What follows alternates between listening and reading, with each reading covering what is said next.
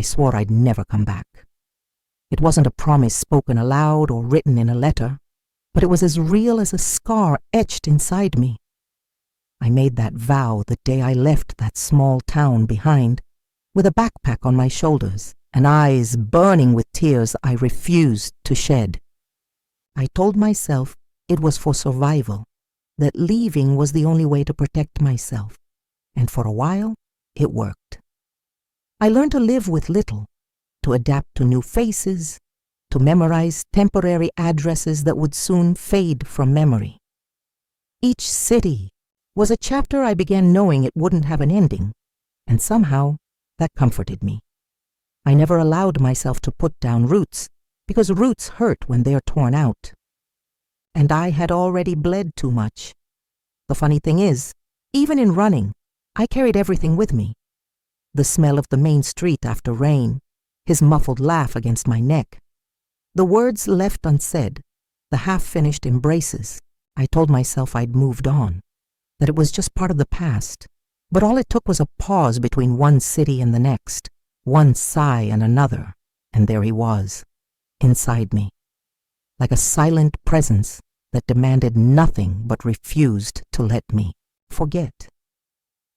I tried to fool time with distractions, new jobs, new routines, even new people. But none of them knew how to look into my eyes and understand what I didn't say. Only he did. And only there, in that little town, I fled without looking. Did my silence have a name? That specific day held nothing extraordinary. No divine revelation, no message from the universe. Just exhaustion. A weariness that overtook me as if my body was tired of pretending everything was fine. I bought a random ticket, boarded the bus as I had so many times before, and only realized the destination when the driver's voice announced between one curve and another the name I dreaded most. My stomach sank. My hands sweated. It was as if time had bent just to force me to face what I'd buried alive years ago. And I thought about getting off. God, how I thought about it. But I didn't. For the first time in a long time, I stayed. The bus continued its journey, and with it, my breath caught in my chest as if each mile traveled pulled me back to a place I'd fought so hard to forget. The landscape outside the window began to change, and with it, memories unspooled, like an old film I didn't want to watch but needed to. With every tree, every bend in the road, it was as if I felt the town calling me back, not with force, but with the uncomfortable tenderness only the past holds. I closed my eyes, trying to pretend I still had some control over my life, but it was too late. I was going. I was returning. And everything inside me screamed for answers I'd buried along with my courage years ago. When the bus stopped at the terminal, the world seemed to slow down. The passengers stood, grabbed their bags, and disembarked in a hurry, as if life awaited them just outside. But I stayed seated for a few seconds longer, as if that simple act, standing, getting off, stepping onto that ground again, was more than physical movement. It was a choice, a confrontation. My fingers gripped the strap of my bag and I stood with the caution of someone stepping into a minefield. One step at a time, as if the entire town was watching, asking why I'd returned what I wanted, what was left of me. Outside, the air felt denser, as if it carried memories in the breeze. I took a deep breath, and the scent hit me like a sweet and cruel slap at once. The smell of childhood, of summer, of afternoons when I thought love was enough, of his cologne. I didn't see him, didn't even know if he was still there, but my skin knew, my body knew.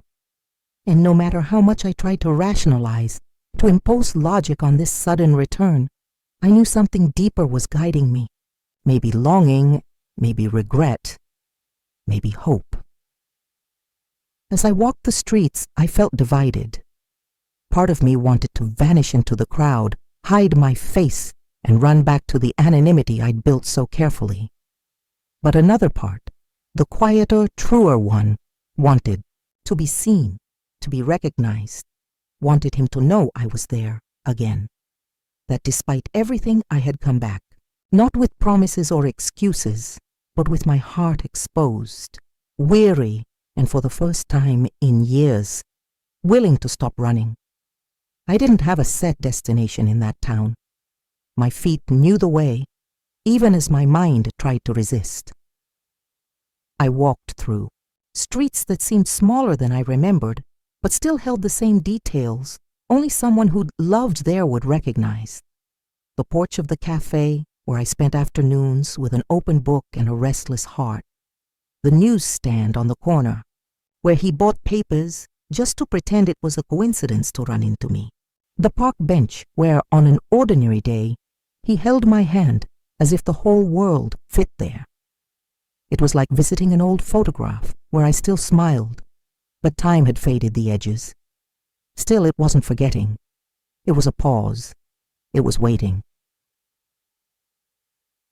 People looked at me as if trying to recall a forgotten name. And maybe that hurt more than anything. The possibility that I'd been erased from their memories while I carried them all with me like faithful ghosts. Especially him, always him, the only face I both feared and longed to see. Every corner turned was a battlefield between anxiety and regret. Time hadn't prepared me for this, and maybe I'd never stop loving him.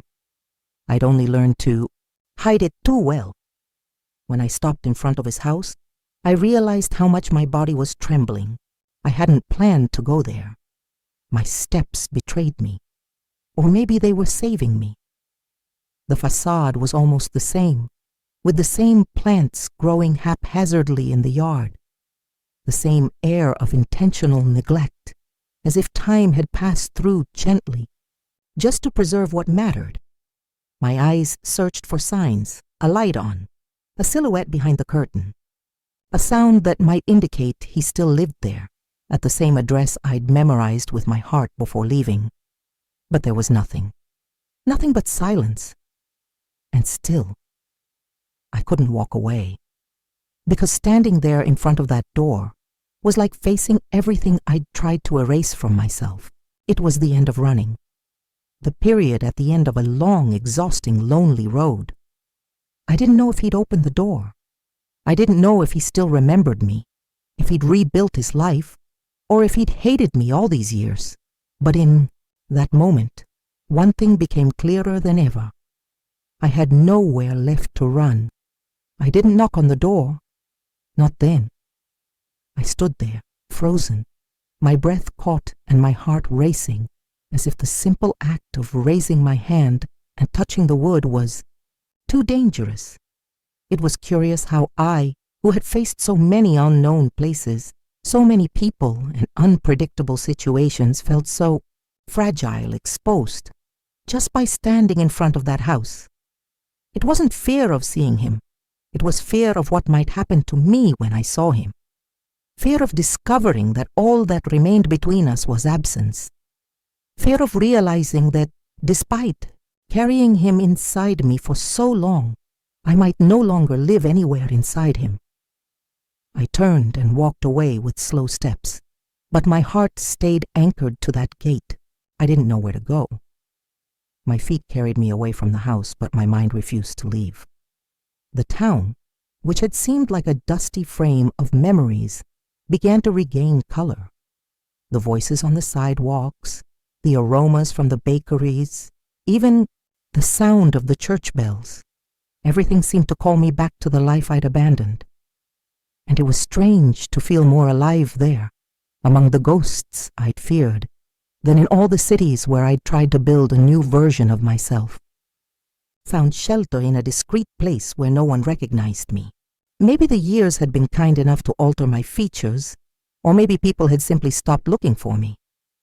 I sat in front of a hot cup I couldn't bring myself to drink, and there, staring into nothing, I realized how much I'd aged inside.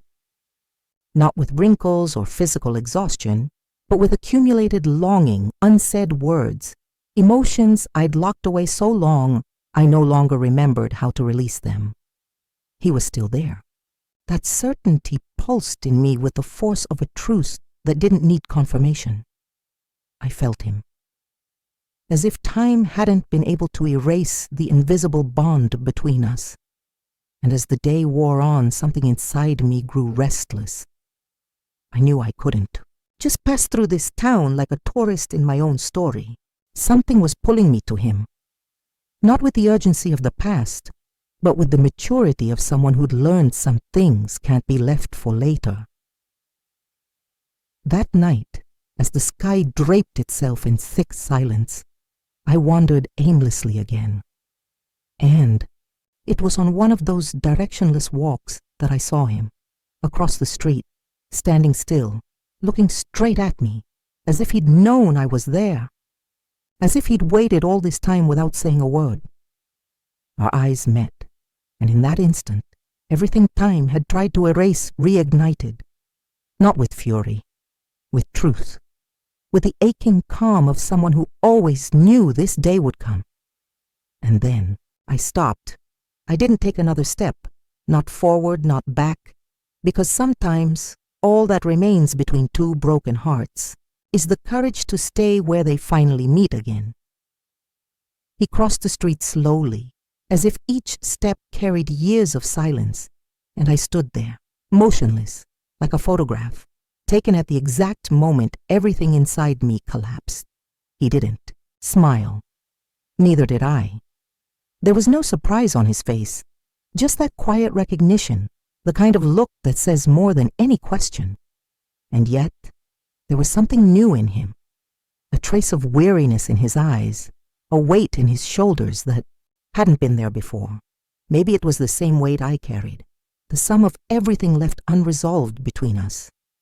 For a few seconds I thought about running, about saying something trivial and disappearing down the first dark street, as I'd done so many times in other cities with other people. But there in front of him, no lie fit, no disguise suited me, because he knew me. Not the woman time had shaped, but the girl who once believed love was enough. And he looked at me now with the same intensity as before, but without the haste, as if he knew I needed this time, as if he knew I'd come, back even when I didn't know it myself. "You came back," he said, more a statement than an accusation. His voice carried no anger, no overt resentment. It was as if he were trying to understand if it was real or if time had played a trick on him. "I don't know for how long," I replied, with the honesty of someone still trying to figure out what I was doing there. "But you got off the bus," he added, as if that said everything. Yes, I had gotten off. And now I was there, in front of him, without excuses, without promises, just with teary eyes and an unguarded heart. He didn't try to touch me. He didn't try to demand answers. We just stood there, looking at each other as if crossing all the years that had separated us.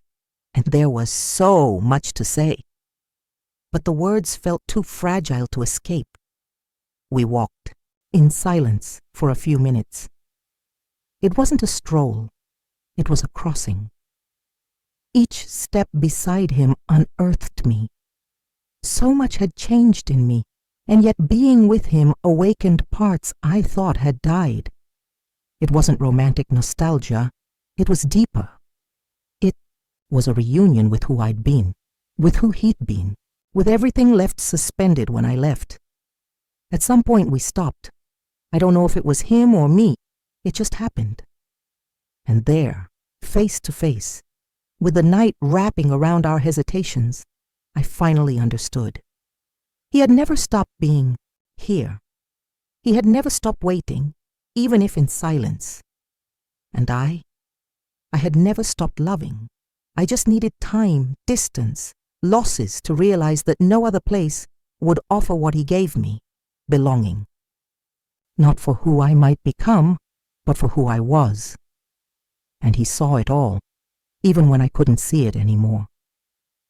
We stood there for a time I can't measure. There was no need to fill the silence. It said more than any rushed conversation. Sometimes I stared at him for seconds too long, trying to identify what had changed. He was older, of course, but there was something more, something not visible but felt. A different calm, an acceptance that hadn't been there before. And I wondered if that peace came from waiting or from giving up. Maybe, somehow, from both. When he spoke again, his voice came low, as if afraid to break the fragile balance between past and present. He asked how I was. Just that. And the question caught me off guard, because I didn't know how to answer. I was there, alive, yes. But being alive isn't the same as being okay. I thought about saying I'd survived, that I'd found jobs, that I'd seen the sea in 3 different states. But it all sounded too empty, so I told the truth, the simplest, rawest one possible, tired. He nodded as if he'd expected it. He didn't try to soften it or fill it with optimism. He just understood, and in that gesture, so small, so silent, something in me began to give way. My defenses, my rigidity, my constant fear of giving in. For the first time in years, I wanted to sit beside someone and just exist, without explanations, without masks, without needing to pretend strength. With him, I didn't have to perform. And that was almost unbearable in its beauty. We walked again. And at some point, he said the house was still the same, that the garden kept growing out of control, and the doorknob still jammed when it was cold. He didn't invite me in, and I didn't ask to see it. It was as if we both knew it wasn't time yet, but there was an invitation in the air, implicit, subtle, and I felt my heart react in a way it hadn't in a long time, with that light restlessness of someone considering, for the first time, the possibility of staying. That night, I didn't go back to the bus station. I didn't check schedules or destinations. The bag stayed propped in a corner, forgotten, as if it no longer had a purpose. For the first time in a long time, I slept with the window open, letting the town's scent envelop me. I let the memories come without resistance. I let him return to my thoughts, not as a ghost, but as a living, real presence. And when I closed my eyes, I felt something I hadn't felt in years, peace. Not because I had all the answers, but because I'd finally stopped running from them. The following days passed unhurriedly, as if the town, a silent accomplice to my story, understood I needed time. There were no declarations, no promises hastily remade. Just small gestures, a mug left on the porch table, a dusk walk with no destination, a loose conversation about nothing that filled everything. And in those gestures, I was relearning to live. As if at last my weary soul was finding solid ground to rest. For the first time, I didn't feel like a visitor. I felt like I belonged. And that was so new it hurt. There was a delicacy in the routine forming, something that reminded me of what I'd always pretended I didn't need. Stability, shared silence, looks that say, I'm here, even when no words are spoken. He was still the same in many ways, discreet, direct, without excess. But now, with a maturity that hadn't been there before, there was no rush to start over, no urgency to demand what was left in the past, just presence. And his presence was so complete, it forced me to confront the absence I'd become in. Many other places, I noticed the looks, from neighbors, from old acquaintances, from people who weren't sure if it was really me, and for the first time, I didn't care. I felt no shame in my return, no guilt for leaving. I understood, at last, that sometimes leaving is necessary, but returning can be too, not out of weakness, but out of wisdom, out of recognizing that true love doesn't trap, it waits. And he waited, with the house the same as before, with the garden growing as it always had, with his heart open, even if bruised. One afternoon I sat on the same park bench where he first held my hand. Children played in the distance. Birds sang, somewhere I couldn't see. And there, alone, Without needing to run or hide, I understood what it truly meant to stay. Staying wasn't just physical presence. It was an act of surrender, of courage, of decision.